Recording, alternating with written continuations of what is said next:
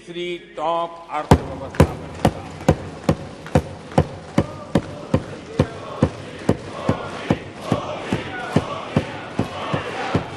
आदरणीय अध्यक्ष जी, अब और विपक्ष के रवैये पर भी मैं कहूंगा, जिनके खुद के बही खाते बिगड़े हुए हैं, जिनके बही खाते खुद के बिगड़े हुए हैं, वो भी हमसे हमारा हिसाब लिए फिरते हैं। माननीय अध्यक्ष जी, इस अविश्वास प्रस्ताव में कुछ चीजें तो ऐसी विचित्र नजर आई जो न पहले कभी सुना है, न देखा है, न कभी कल्पना की है। सबसे बड़े विपक्षी दल के नेता को बोलने की सूची में नाम ही नहीं था। और पिछले उदाहरण देखिए आप, 1999 में वाजपेयी सरकार के खिलाफ अविश्वास प्रस्ताव आया। शरद पवार साहब उस समय नेतृत्व कर रहे थे, उन्होंने डिबेट का नेतृत्व किया। 2003 में अटल जी की सरकार थी, सोनिया जी विपक्ष की नेता थी, उन्होंने लीड ली, उन्होंने विस्तार से अविश्वास प्रस्ताव रखा। 2018 में खड़गे जी थे विपक्ष के नेता, उन्होंने प्रोमिनेंटली विषय को आगे बढ़ाया।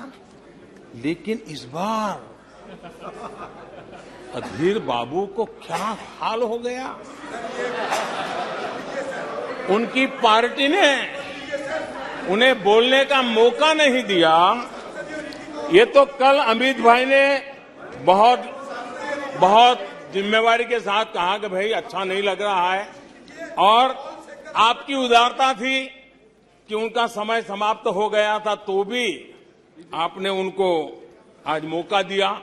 लेकिन गुड़ का गोबर कैसे करना, उसमें ये माहिर है।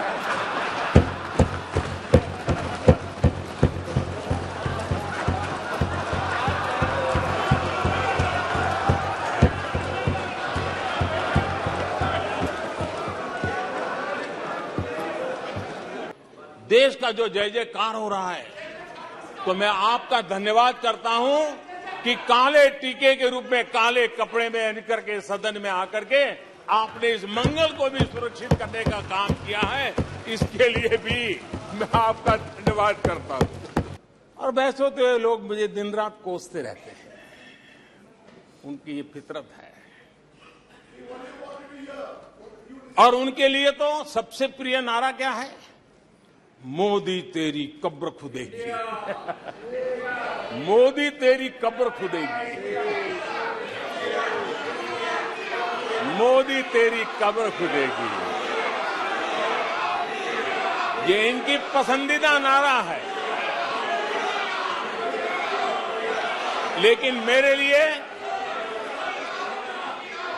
लिए इनकी ये गालियां, ये अपशब्द, ये अलोकतांत्रिक भाषा, मैं उसका भी टॉनिक बना देता हूं।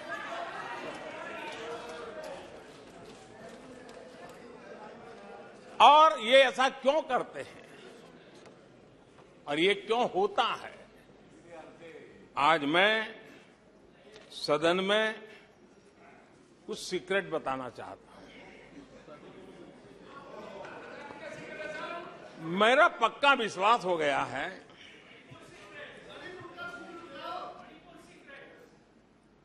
कि विपक्ष के लोगों को एक सीक्रेट वरदान मिला हुआ है। हाँ,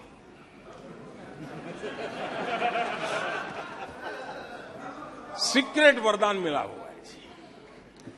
और वरदान ये कि ये लोग जिसका बुरा चाहेंगे उसका भलाई ही होगा।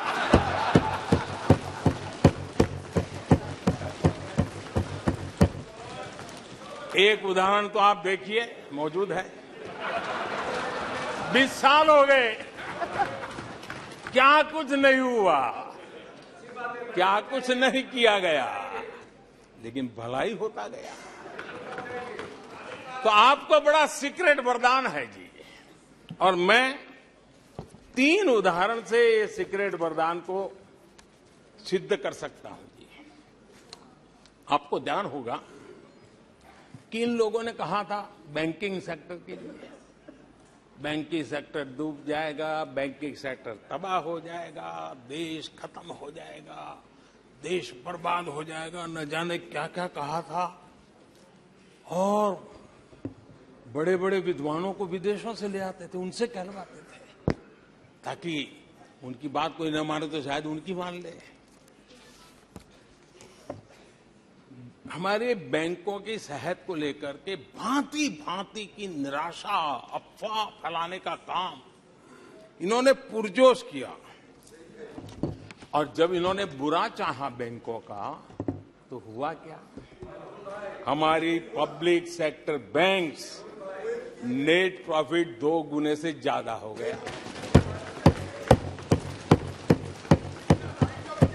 इन लोगों ने फोन बैंकिंग घोटाले की बात, इसके कारण देश को एनपीए के गंभीर संकट में डुबो दिया था। बीते दिनों की बात हो रही है, लेकिन आज जो उन्होंने एनपीए का अंबर लगा के गए थे, उसको भी पार कर करके हम एक नई ताकत के साथ निकल चुके हैं। और आज सुबह निर्मला जी ने विस्तार से बताया है कि कितना प्रॉफिट हुआ है। दूसरा उदाहरण, हमारे डिफेंस के हेलीकॉप्टर बनाने वाली सरकारी कंपनी एचएएल, ये एचएएल को लेकर के कितनी भली बुरी बातें इन्होंने करी थी। क्या कुछ नहीं कहा गया था एचएएल के लिए, और इसका दुनिया पे बहुत नुकसान करने वाली भाषा का प्रयोग किया गया था। और एचएएल तबाह हो गया है, एचएएल खत्म हो गया है, भारत की डिफेंस इंडस्ट्री खत्म हो चुकी है। ऐसा न जाने क्या क्या कहा गया था एचएएल के लिए। इतना ही नहीं, जैसे आजकल खेतों में जाकर के वीडियो शूट होता है, मालूम है ना? हाँ, खेतों में जाकर के वीडियो शूट होता है, हाँ। वैसा ही उस समय एचएएल फैक्ट्री के दरवाजे पर मजदूरों की सभा करके वीडियो शूट करवाया गया था और वहां के कामगारों को भड़काया गया था। अब तुम्हारा कोई भविष्य नहीं है, तुम्हारे बच्चे मरेंगे, भूखे मरेंगे, एचएएल डूब रहा है। देश की इतनी महत्वपूर्ण इंस्टीट्यूट को इतना बुरा चाहा, इतना बुरा चाहा, इतना बुरा कहा कि वो सीक्रेट आज एचएएल सफलता की नई बुलंदियों को छू रहा है। एचएएल ने अपना highest ever highest revenue register किया है। इनके जी भर करके गंभीर आरोप के बावजूद भी वहां के कामदारों को, वहां के कर्मचारियों को उकसाने की भरपूर कोशिश के बावजूद भी आज एचएएल देश की आन बान शान बन के उठ रहा है। आदरणीय अध्यक्ष जी, जिसका बुरा चाहते हैं वो कैसे आगे बढ़ता है, मैं तीसरा उदाहरण देता हूं। आप जानते हैं एलआईसी के लिए क्या क्या कहा गया था? LIC पर बात हो गई, गरीबों के पैसे डूब रहे हैं, गरीब कहां जाएगा, बेचारे ने बड़ी मेहनत से LIC में पैसा डाला है। क्या कहें, जितनी उनकी कल्पना शक्ति थी, जितने उनके दरबारियों ने कागज पकड़ा दिए थे, सारे बोल लेते थे वो, सारे बोल लेते थे। लेकिन आज LIC लगातार मजबूत हो रही है। शेयर मार्केट में रुचि रखने वाले को भी ये गुरु मंत्र है कि जो सरकारी कंपनियों को ये लोग गाली देना, आप उसमें दांव लगा दीजिए साहब, अच्छा ही होने वाला है।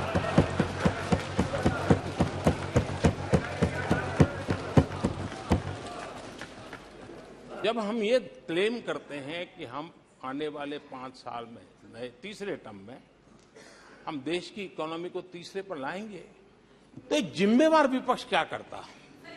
वो सवाल पूछता, अच्छा भाई बताओ, निर्मला जी बताओ कैसे करने वाले हो, अच्छा मोदी जी बताओ कैसे करने वाले हो, आपका रोड मैप बताओ। ऐसा करते। अब ये भी मुझे सिखाना पड़ रहा है। लेकिन